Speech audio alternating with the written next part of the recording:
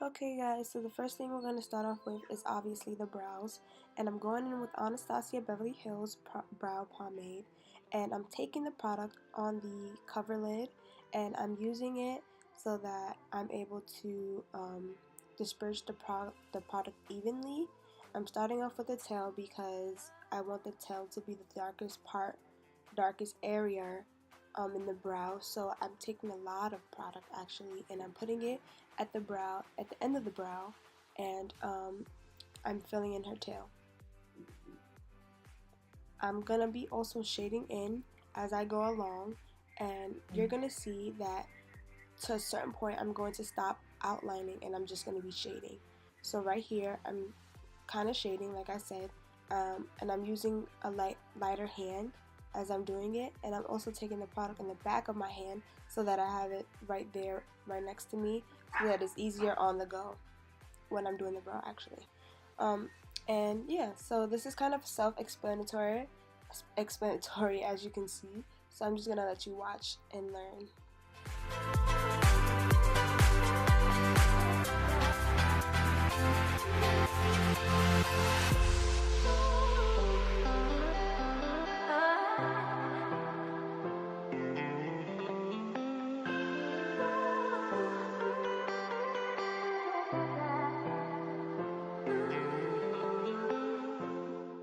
Now I'm going in with Colourpop concealer to clean up the brows, and I'm using a flat brush, and I want you guys to pay closely attention on how I'm holding the brush and how I am using my fingers to move around her eyebrows. That part is very, very important if you want the brows to be clean and you want them to be twins, because we both know that eyebrows aren't twins. We know that they're sisters, but in this case we're doing makeup so we can make them to be twins. Right now I'm actually taking a dense brush to pack the concealer to make an even base for the eyeshadow. I'm sorry I'm stuttering a lot. It's because I don't know I'm nervous. What the hell? I'm taking this Juvias Place palette, and I'm taking that shade, and I'm taking a packer brush, and I'm going to just go in circular motions and fill it in so that it's evenly spread it out.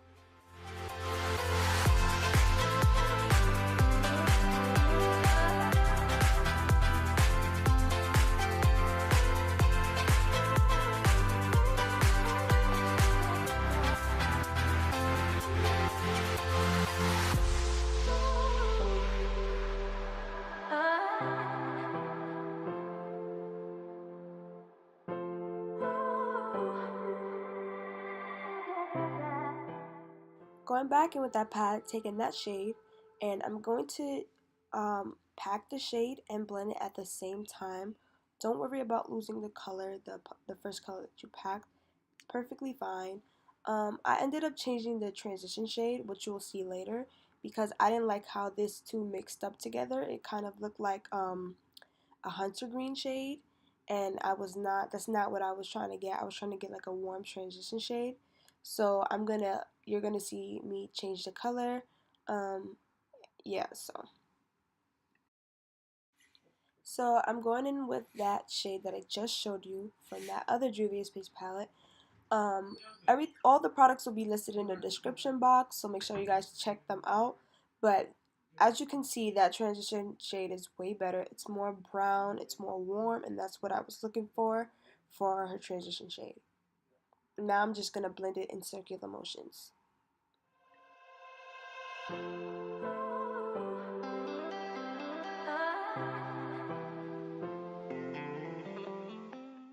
So because we lost the color, I'm going back in with the same packer brush, and I'm just going over the shade to make sure that everything is well blended together.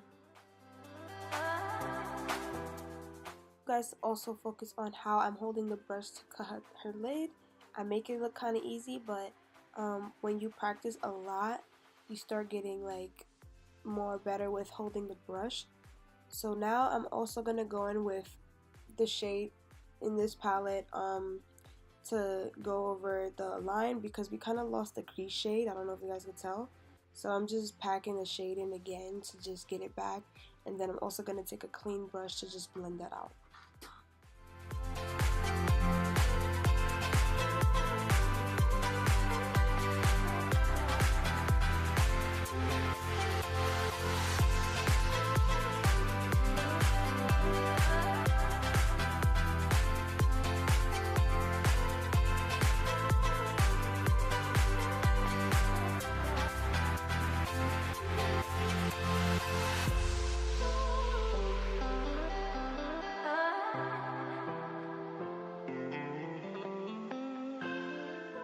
Now I'm going in with a black shade, doesn't matter what black shade you have.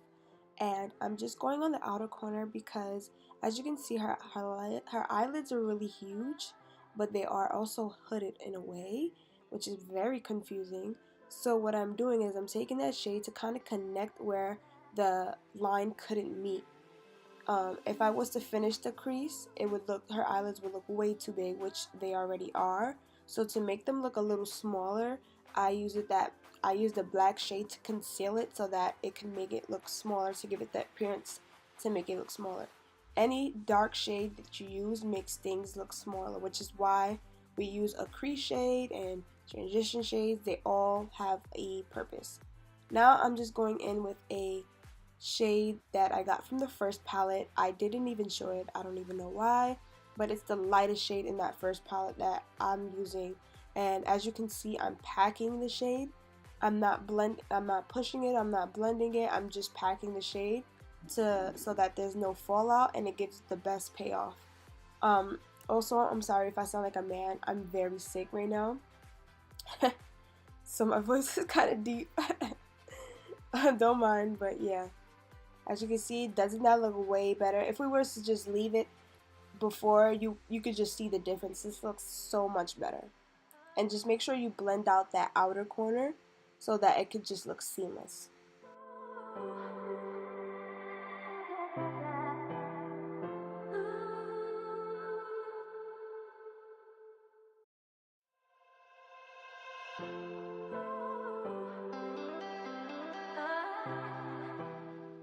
Going in with MAC Fix Plus, and I'm just gonna go and prime her face with that. I tend to use these as a primer because I don't want my clients' skins to break out. I'm going in with the L'Oreal Infallible foundation. The shade will be in the description box. Make sure you guys check that out. And I'm also taking her foundation shade to conceal the top of her brow, because if you use concealer for that, it would be very noticeable. And we want everything to just look seamless. And I'm taking that same brush that we used to cut the lid, because that is my favorite brush, as you guys can see. And make sure you guys take your time with these steps. This is a fast video because I didn't want it to be too long. But make sure you take your time, and it doesn't matter how long you take, make sure everything is perfect. Everything needs to be perfect.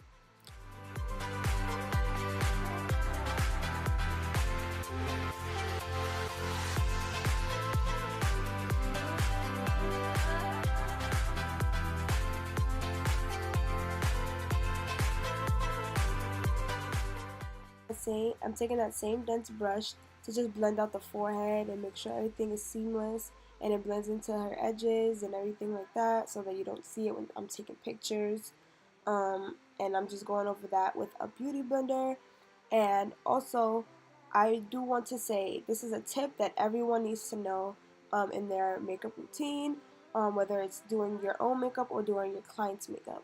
You always want to make sure that you are applying foundation upwards, because you don't want to age, and that's just a fact. If you apply the foundation downwards, the gravitational pull, I know this sounds scientific, it's pulling down on your skin and you can just get bags way faster like that. So make sure that if you're applying any foundation, concealer, you always apply in an upwards motion. And plus, you get a better payoff when you do that. I'm so sorry I sound like a man.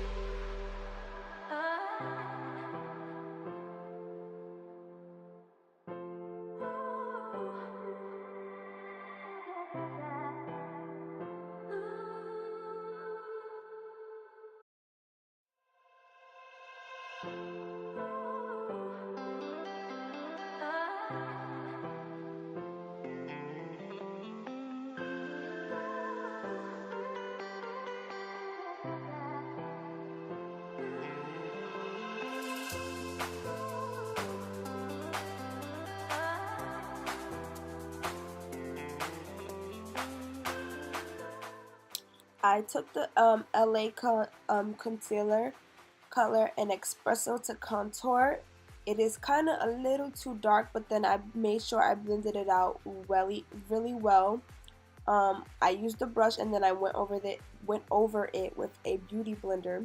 And now, as you can see, I'm just blending out the concealer shade under our eye. And make sure when you're doing this, you are very gentle under the eye, because the eye area is really sensitive, and you don't want your client to start tearing up and messing up the product.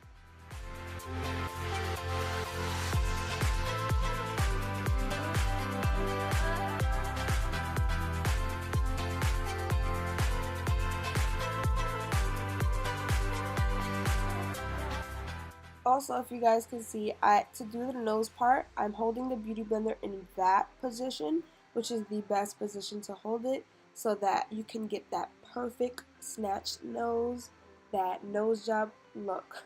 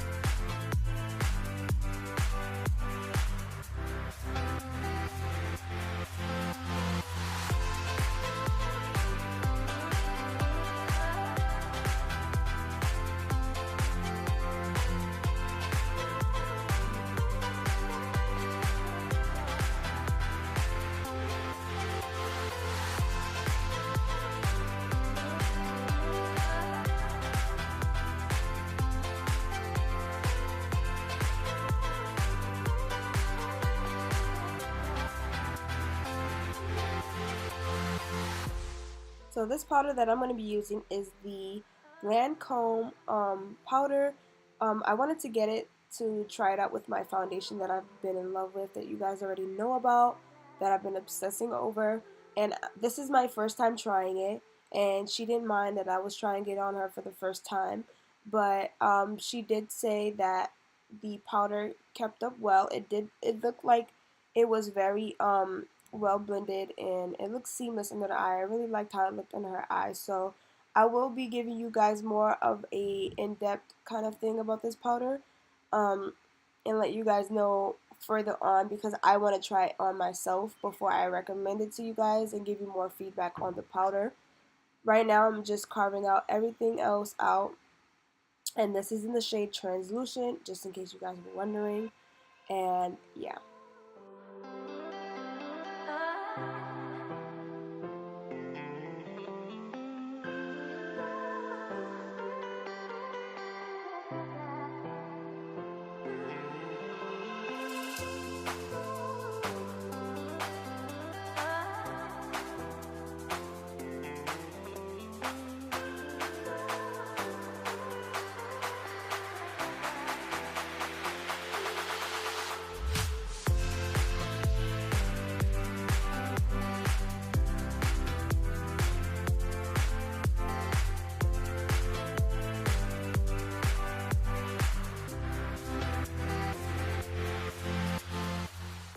This is the NYX palette, the blush palette that I'm very obsessed with, and it's very affordable. I think it was like $7, and I do 100% recommend it to you guys.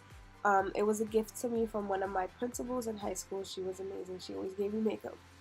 But yeah, just make sure that when you're applying blush, you want to have your client smile so that you can get the cheekbones, and make sure you also blend it in with the contour slash bronzer. Right here, I'm just cleaning off the foundation of my client's lip so that I can apply the lip product and it doesn't look all messy. This is a part majority of my clients hate. Make sure you have them look all the way up to the opposite corner of where you're applying the product so that they don't tear. you see how I'm at the right side of the eye, make sure she looks left and upward so that she doesn't feel that kind of pressure under her eye. Going in with the Anastasia Beverly Hills highlighter in the color So Hollywood. Make sure you have your client smile when applying highlight. Also, make sure you pack the highlight instead of blending it because you just want it to look seamless and it looks like her skin. And yeah, doesn't it look beautiful? This is the final look. I hope you guys enjoyed it. Please subscribe, like the video, and leave a comment. And I'll see you on my next one.